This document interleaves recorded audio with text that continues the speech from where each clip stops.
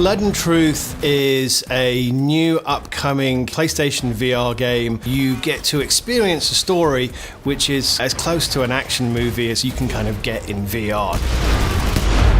You play Ryan Marks, who is a Special Forces soldier who's returning back to his childhood home in London to protect his family from a ruthless criminal gang.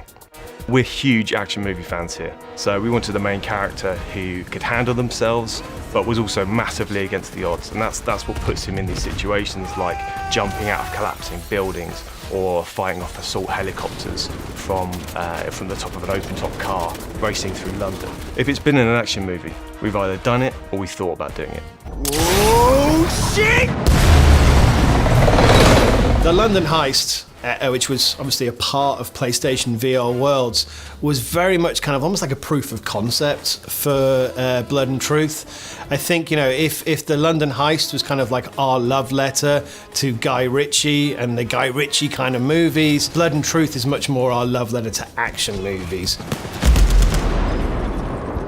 London is a fantastic setting for any game, but especially in VR, because we go from these kind of top-end hotels, casinos, businesses, but then we can also get right down into these kind of derelict tower blocks, the seedy back streets, the dark alleyways, and it really delivers the grit and glamour that we wanted in the game.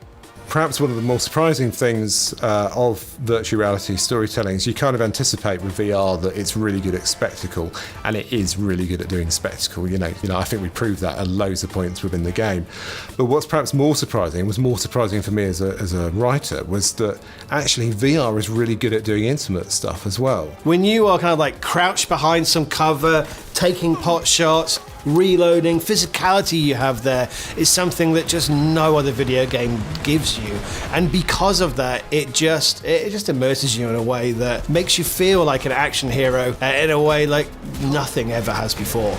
I think that's what I love about it the most, is you're not just watching it on the screen, you're actually there in the centre of the action, everything's going on around you, and that's what's so powerful about VR.